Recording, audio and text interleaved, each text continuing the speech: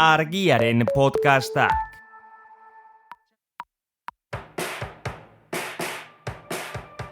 Menda bikoitza, Garbiñelarrearen podcasta. Sendabelarrei buruzko bitxikeriak, erabilera praktikoak eta belarren munduan aritua eta aditua den jendeari elkarrizketak. Bi astelenean behin argia.eu zen.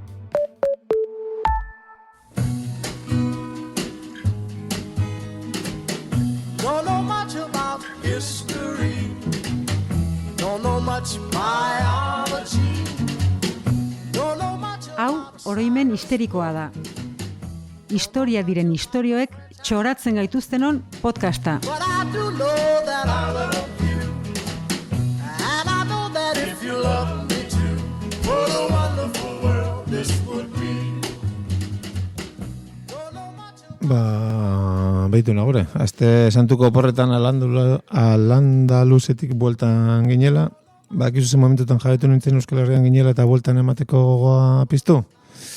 Irratia piztu, eta Euskal Irratien txirrindularitzari buruzko oiko hitz aspertu hoietako bat entzun nuenean, eta gaur Euskal Herrian oso gutxi, ia batez, txirrindularitzari buruz hitz egiten denez, bigurpileko tramankulo horretaz, guk ere gure karpenentxoa inedio Euskal Herriari. Bai, gainera hori ez ja. Lehenengo lasterketak hasi dira ja, itzulia pasada. Bai. Eta gainera, apirilaren 19 izan da bizikletaren nazioarteko eguna. Berez, ofizialki bidata daude, beste ofizialagoa da, 2018an Nazio Batuen Erakundeak erabaki zuen ekainaren 13an ez barkatu, ekainaren 3 izango zela, bizikletaren munduko eguna. Zergatik aukeratu zuten egun hori, ez dakite esan. Nonbait egun hori oraindik libre zegoelako. Ja. Arraroa da, egun librerik izatea. Bai, o libre edo beste 5 o 6 zeudela, baino, ez? Tarte bat egin ziotela honi ere bai. Ez dirudi arrazoi berezirik daukanik, baina apirilaren 19ko datak bai daukala jatorri, ez? Interesgarria deituko diogu, bai. Ia zergatik ba. Bai, kontatuko dugu, Basilean kokatuko dugu gure gaurko historia, edo hasiera bintzat, 1928an, eta ez apirilaren 19an, baizik eta azaroaren 16an. Egun hartan, Albert Hofmann, suitzar kimikariak, azido lisergiko dietilamida sintetizatzea lortu zuen lehenengoz, berak lan egite zuen laborategietan, Sandoz laborategietan. Horrela esan da, larru bat trenari begira bezala geratu nez. Hola jarraituko duzu, zekale Ainoaren ergolina taldeko alkaloideak sendagai moduan erabili ote zitezkeen ikertzen ari zen. Hori ja, ulertu duzu. Gauzak, propietate zitein da. Berak egintzuna zen, sintetizatu zuen azido lisergikoaren 25. garren eratorria. Eta, hori zenez, lortu zuena, izena jarri zion LSD 25. Opa.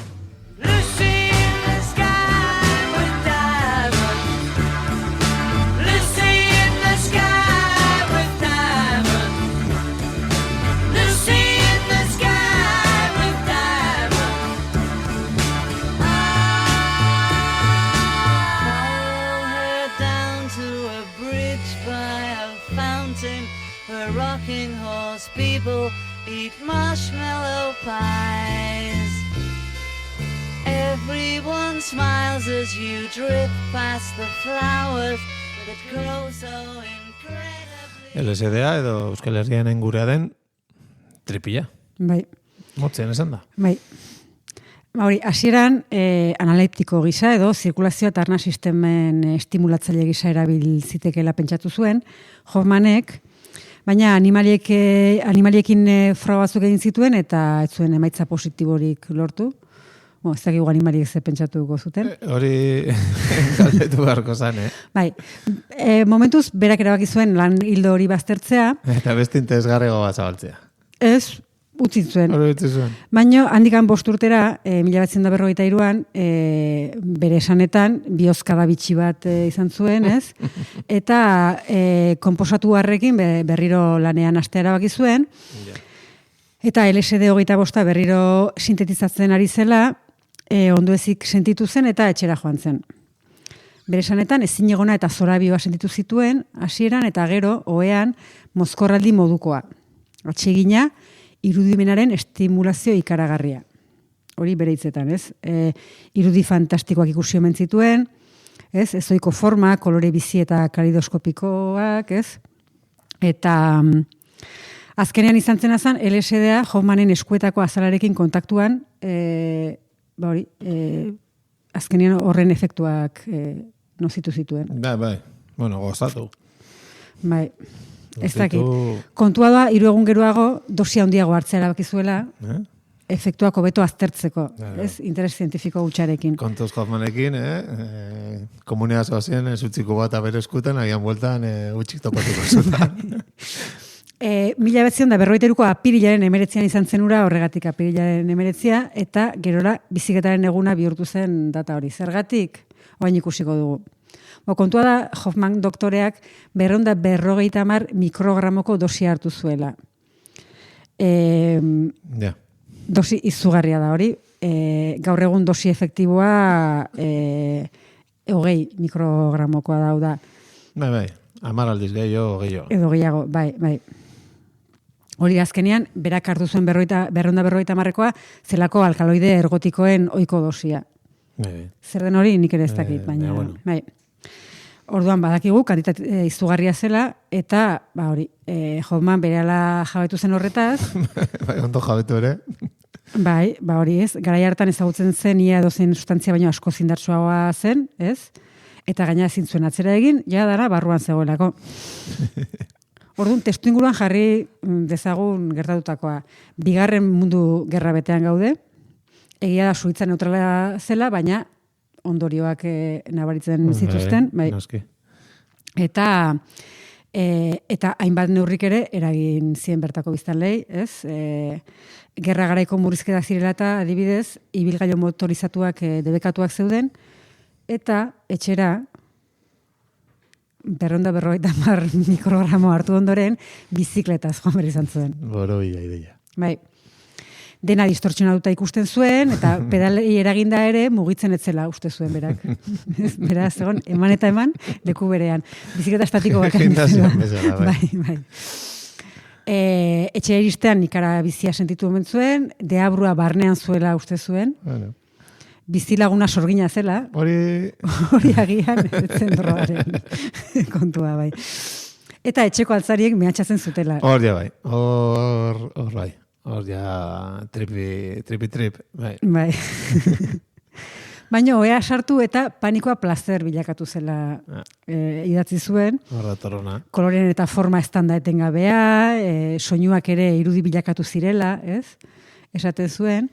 Azkenik loak hartu zuen eta biharamunean burua argi zuela eta indar berrituta esnatu zen. Ametsua, izan nu, tripizko, ametsua, zure galetan, babesturi, maitasuna, eskeniz,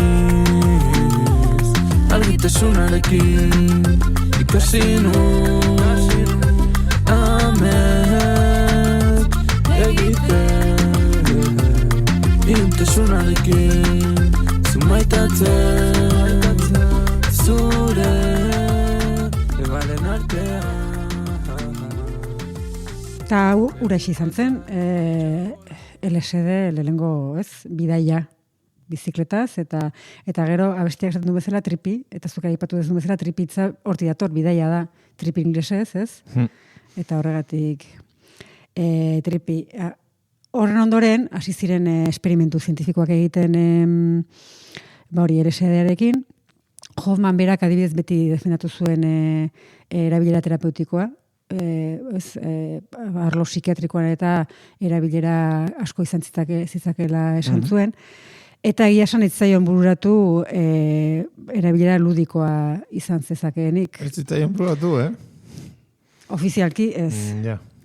Baino egia da, 70ko hamarkadan laborategiratik San Franciscoko kaletara iritsi zela, ez? Jaitasburitik ero mundu osora zabalduko zen, eta hippien droga kutxun bihurtu zen, bai. Baino, Ez bakarri hippiena, hori da, ondoren.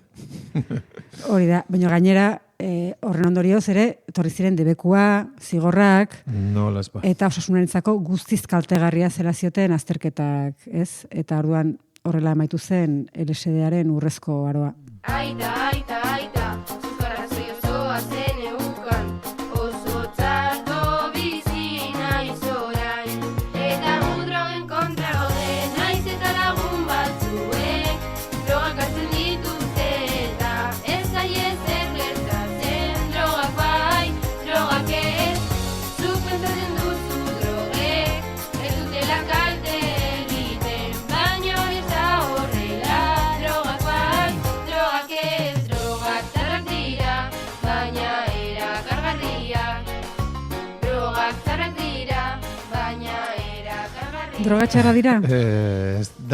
Ez naiz ni izango hori izango duna. LSD txarra da? Hoffmanen ustez esango nuke zet. Eta Hoffmanen bizitzak ere, agian kontrakoa esaten du, Bai? Bai. Zenbat? Onak ez dakit, baina txarrak ez direla. Albert Hoffman 2008ko apirilaren 29an hil zen, 102 urte zituela. Abitu, a ber, debekuzale horiek guztiak zer dakaten esateko horren inguruan. Bai. Hain txarra zen izango. Bai. Kontua da, bizikletari buruzko podcast bat egin egin nula, eta drogaz ari gerala. Bueno, bizikleta eta droga, a ber, Bai. Bai, baina hor erabilera ludikoa ez da, berezi. bueno, Bai. klonbuterol, tontelon, tonteron horiek guztiak, Bai. zer diren. Bai. Kontua da, hori, bizikletari buruz hitz egiteko, agian, hori, apirilaren 19 gustatzen zaigu, ez? Data bezala, ekainaren 3 baino ez esanguratsuagoa iruditzen zaigu, baina beste data batera aukeratu genezaken, adibidez, uztailaren 25. Zergatik, asko lehenago, duela 125 urte, 1896ko uztailaren 25 San Franciscon, manifestazio berezi bat egin zelako, milaka txirrindularik, txirrindaren bizikletaren aldeko martxa egin zuten, hiriko kaleetan, Good Roads edo bideonak mugimenduak antolatuta. Eta biharamunean, de San Franciscoko legunkariak adirazi zuen 1.000 bizikleta zale inguru bildu zirela, batzuk txirrindan, beste batzuko oinezkoak izan ziren. Batzuk, Bai. Batez ere hori ez, hain dela 130 urteko manifestazio batean. Bai. Ordurako ja aurreko gurpila erraldoia zuen bizikleta arriskutsua baztertu eta tamaina bereko bi gurpileko bizikleta modernoa ja nagusitua zegoen. Pedalak ere gehitu zitzaizkion, 1889an urte batzu lehenago gurpil pneumatikoak erabiltzen hasi ziren eta horrek asko errezago, bai. Bizikletak pedalekin eta gurpil hola pusten diren horietakoak gehituta, hobeto. Eta gurpil erraldoia handi hori Igotzeko eskailera batera baruzela zurekin, bai. Bai. Eta, logikoan bezala, bizikleten salmenta eta erabilera izugarria hasi zen, estatuetako kaleak hartu zituen, eta baino erabilera mugatzeko arauak ere sortu ziren. Gehienezko abiadura, ordutegi bereziak, eta muga edo debeku hoiei aurrera egiteko mugimenduak ere sortu ziren, adibidez, 1880an League of American Wheelmen, gero ikusiko, bai. Oso men. Bai, oso men. Sortu zen Rhode Islanden, eta hasi ziren pixkanaka herrialde osoan, txirrindulariak biltzen eta antolatzen, eta San Franciscoko mugimendua ere horla sortu zen, eta Good Roads izena izatea ez da harritzekoa, ze hiriko txirrindulariak hori nahi zuten, hori da eskatzen zutena, hori zen premia nagusia, bizikletentzako bide egokiak izatea, alegia bide gorriak. Atzo motorra erosi nuen, baina kaskorik ondoan enuen. bizikleta bat erosi nuen, baina bide gorririk ez zegoen.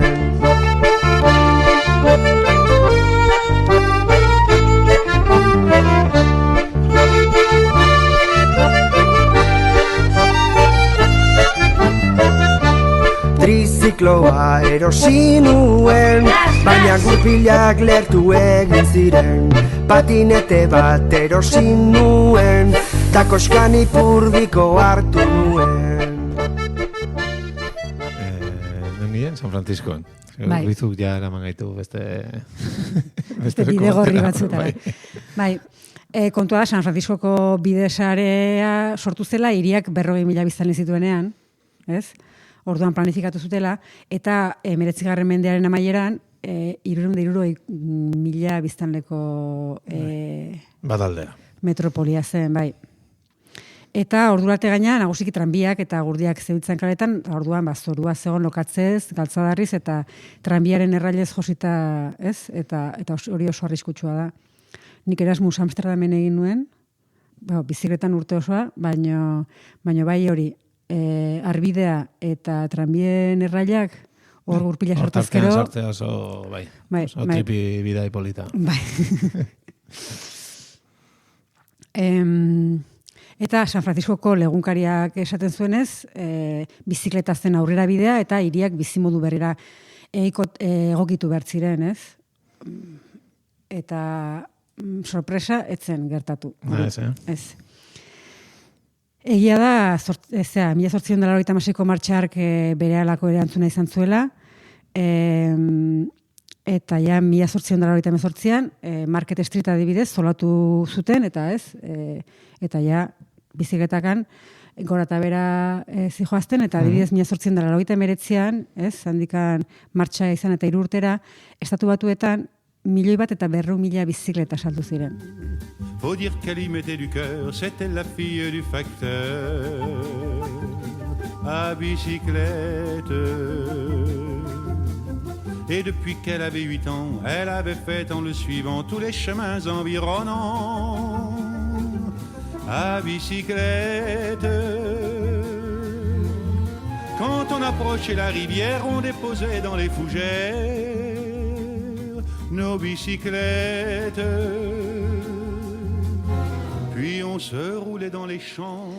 Hori, bizikletak, milioi gora saldu zituzten, mendea bukatu baino lehen, baina handikan 10 urtera, 1909an, Estatu Batuetan 160.000 bizikleta besterik ez ziren saldu. Sorpresa. Zer gertatuko zen tartean? 2 urpilak 4 bihurtu zirela. Eta pedali gabe. Eta petrolioak ere, hori ez, bultzatzen zuela. Txutatzen du petrolio txute bat, ez? Bai, LSD-ak eta baina. Bai. Eta orduan, kaleak autopribatu mesedetan solatzen hasi ziren, eta bizikletak baztertzen. Bai. Eta okerragoa dena, bi kolektibo, betiko etxaitu diren, bi kolektibo sortu. Osea, kotxean doazenak, eta bizikletan doazenak. Bai. Horien arteko bake prozesurik ez da izan ordutik. Eta gaina persona batzuengan, bere baitan daukate debate hori. Depende zeren gainean dauden. Bai, kotxea daukate eta gero bizikletan erabiltzen dira. Bai. Eta kolektiboak aipatu dituzunez, bizikletak ere kolektibo bat baztertu zuen, hasieran, eta da emakumeena, ez? Lehen esan bezala, bizikleta gurpilen tamaina bizikleten gurpilen tamaina berdindu zenean, pedalak eta gomazko gurpilak erantzi zizkiotenean, eta prezioek behera egin zutenean, emakume batzuk ere animatu ziren bizikletan ibiltzen. Eta, klaro, horrek ze esan nahi zuen, bat batean, leku batetik bestera askatasunez eta azkar joateko aukera zutela. Emakumeak edo non? Alarma gorria piztu zen. Bai. Eta hori mehatxu berri horri aurre egiteko, medikuek berehala nabarmendu zuten bizikletan ibiltzea oso txarra zela emakumeentzat. Zintian izenien. Antzutasuna eragite zuen eta nerviotako arazoak. Nerviotako arazoak. Bai, utero errariak, bakizu. Bizikletan, uteroak ja bizikletan hasi zirenean. Bai. Eta neurri baten arrazoi zeukaten medikuek emakumeentzat bizikletan ibiltzea etzen oso osasungarria zergatik kortxe estuetan sartuta eta soineko astunetan ibili behar zutelako. Bai. Bai. Baina arazoa jantzietan zegoen, ez bizikletetan. Eta orduan, emakume batzuk hasi ziren Bloomers izeneko galtzak erabiltzen, eta ez dakit Bloomers badakizu zeran dira, orkatiletan edo belaunetan biltzen diren galtza zabalak, bonbatxo modukoak. Bai. Eta hori baina satarra horik ez dakit asmatu den, Baina ez dakit, baina praktikoa bintzat bazen. Bai, praktikoa, bai.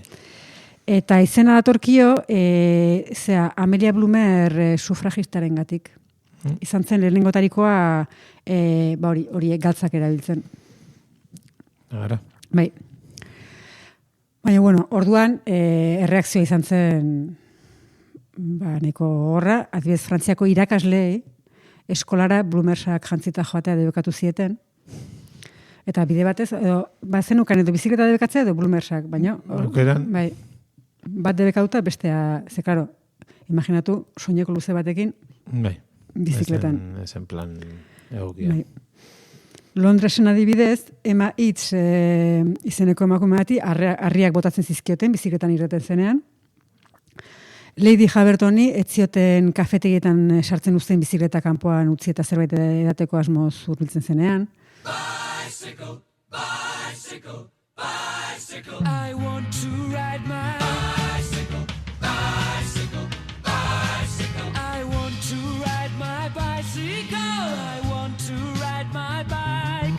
I want to ride my bicycle. I want to ride it where I like. You say black, I say white. You say bar, I say bite. You say shark, I say him. And Jaws was never my scene, and I don't like Star Wars. You say Rose, I say Royce. You say God, give me a choice. You say Lord, I say Christ. I don't believe in Peter Pan, Frankenstein, or Superman. All I wanna do is bicycle, bicycle, bicycle. I want to ride my bicycle, bicycle, bicycle. Baizikola gidatu nahi eta ezin. Bai. Baina, kontatuko dugu historio bat 1894an gertatutakoa. Annie Kopczowski izeneko emakume bat, Londonderry izenez ezaguna ingo zena, berez etzen txirrindularia, ez da emakumeen eskubiden aldeko ekintzailea ere, baina behin, bi gizonezko entzun omen zituen esaten emakumeentzat ezinezkoa zela bizikletan munduari bira ematea. Eta esan zuen... Bai. Hori euskalduna zen, Eutsi jozun ereku batari, eta... bai. Ez? Bai. Bostonetik irten, eta 15 hilabetera itzuli zen abiapuntura, eta ja iritsi zenean, emakumeen eskubideen aldeko ekintzaile, bultzatzaile eraginkorrenetakoa bihurtu zen, sekulako jartzuna lortu zuelako. Batzuk horre aipatzen dute pixkat inflexio puntua izan zela, nola ikusten zuten emakumea eta bizikletan. Munduari bira eman baino 3 urte lehenago, 1881ko uztailean, Chicago Tribune egunkariko zutabe batek arazioen. Lehen uste nuen emakume batek egin zezakeen gauzarik okerrena erretzea zela, baina iritzia aldatu dut. Inoiz ikusi dudan gauzarik okerrena da emakume bat bizikletan ibiltzen. Bizikletan doala zigarro bat erretzen ari dela, baina burmuinak... Eta nola da, Victoria Federica, ez? Oso ezaguna dintzen, patinete batean, eta pitillo bat erretzen. Bai. Estanda burmuinak. Bai. Eta hanik munduari bira eman ondoren, New York World egunkariak, horrela eskribatu zuen. Emakume batek inoiz egin duen bideiarik harrigarriena. Orduan, aldaketa dago tonuan, bai, baina nik mezua nahiko paternalista. Da, pixkat, nola egin dezake emakume batek hori, bizikleta bat hartu eta, ez? Bai. Eta gizonezko bariz bezala, ez? Eta jazta, iritsi zera gailurrera. Egin duzue hori eta... Venga, segi zu kaldera. Hori da. Egia da, urrengo urtean, ani, ez, berriro Bostonera itzuli eta urrengo urtean, 1896an, Maria Wardek Bicycling for Ladies gida praktikoa argitaratu zuela, eta bizikletan ibiltzen irakasteaz gain, gida praktiko horrek aukera gokiena erosten laguntzen zuen, matxura konpontzen, irakasten zien emakumei, eta azken finean, handik aurrera, gizonezkoen beharrik ez izaten, ez?